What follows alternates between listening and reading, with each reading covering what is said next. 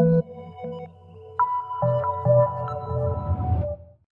this is Ludwig Kitzman, Editor-in-chief of Joystiq.com. Today we're looking at the Eidos Montreal game, the 14th. I like to call it Thorf. That's my name for it. By the way, I'm Richard Mitchell. I'm the reviews content director here at Joystiq. So it used to be called the 14th, but they rebooted it. It's now a reboot of the series that started with Thief the Dark Project, which was designed by Looking Glass Studios. Like that game, Thief is a first-person stealth game set in sort of a steampunk, medieval, Victorian crossover world. The end result is a lot of grimy cobblestone paths, creepy clock towers, and everyone complains about rats. Yeah, well, naturally. I feel like Dishonored just sort of threw that into the limelight, but...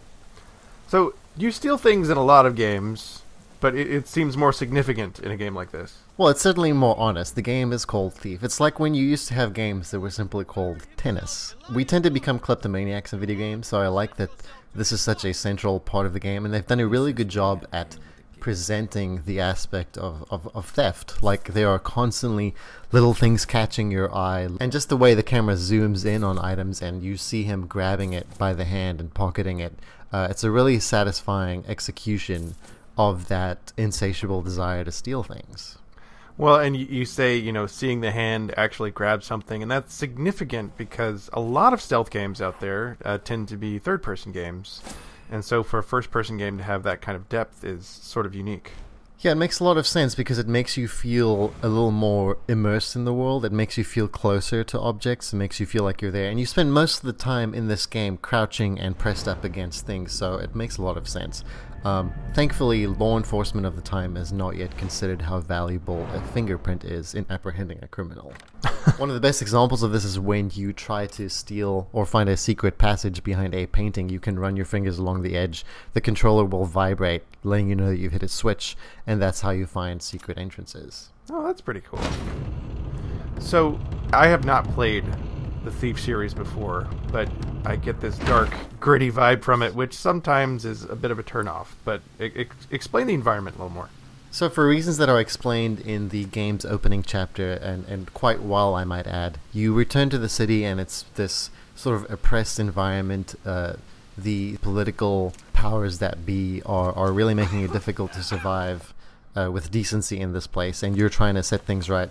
What's interesting, just from a gameplay perspective, is that a lot of games are built around the player. They acknowledge the player. They're specifically designed to make you feel powerful in the world. And in this game, your objective is not to be seen by the game's eye, essentially, the Eye of Sauron belonging to the designer. You can obviously fight your way out of things, but that's less interesting, and that's not a mark of success. You are scored based on how you play, whether or not you knock people out or whether you disappear without having been seen.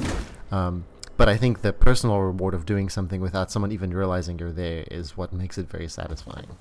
How does it compare to something like Splinter Cell Blacklist, where obviously you have a lot of offensive options whenever you make mistakes, but if you play well, I mean, the enemies just carry on doing whatever they were doing. They never even knew you were there. I mean, is that the goal? Well, that's the trick with games that are so reliant on the atmosphere, because you are going to be watching the guards very closely, and if they behave in ways that seem counter to the environment, it's going to be distracting. You have access to several gadgets, usually in the form of arrows. There are some that can extinguish fire. There are some that can temporarily incapacitate guards. But generally, I found that the game played best when I tried to restrict myself from using gadgets and just relying on the rapid sense of movement that you have, the ability to climb certain objects, and the ability to just disappear into the shadows. The only tricky thing is that it can be sometimes difficult to read what is climbable and which objects are able to be interacted with, because everything is dark and grimy and very atmospheric. It's an almost realistic looking game, and that's why they have a new modification called the Eye. Okay, how does the eye work? The eye essentially lets you slow down time. It's a sort of focus mode, and it highlights objects in the environment that can be stolen or interacted with. It's cool when you need to pick a lock quickly, because there are situations where there might be a guard nearby and you're trying to get through a door, and it gives you that quick burst to just quickly slip through and escape, and that's a really good form of tension in the game. On the other hand, I think it's a failure of the system to highlight objects, because the game is essentially about moving slowly and observing, and I think that's the main challenge of it. to give you sort of an easy mode within that challenge of the game is a little disappointing. Luckily, you can disable it entirely in a hardcore mode, which I think people who have played the original game will really gravitate to.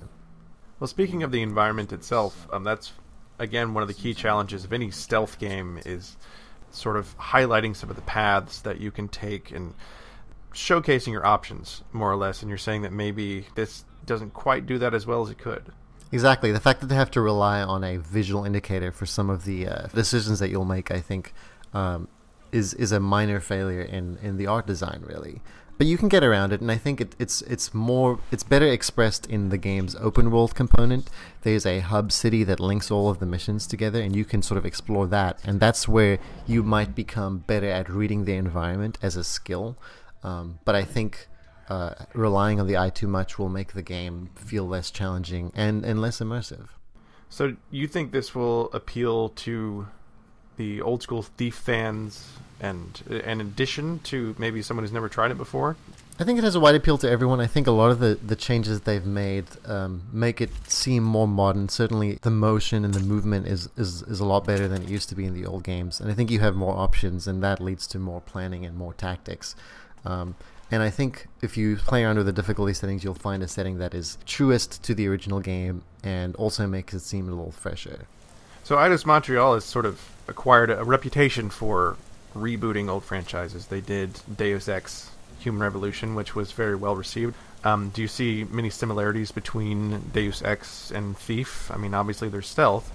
Yeah, though this is a different team developing it, I think there's a clear lineage from old PC games which you would play in a slow, devoted pace, and I think a lot of that kind of gameplay has been lost with more modern, more action-packed games.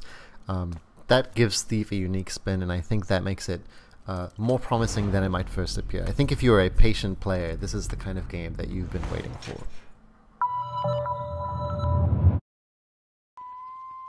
Thief is coming to Xbox One, PlayStation 4, PC, Xbox 360, and PlayStation 3 on February 25th. Also, smart toasters, I believe. Smart toasters, refrigerators. You can cut that out. It's just that was a lot of platforms. I'm just going to leave that.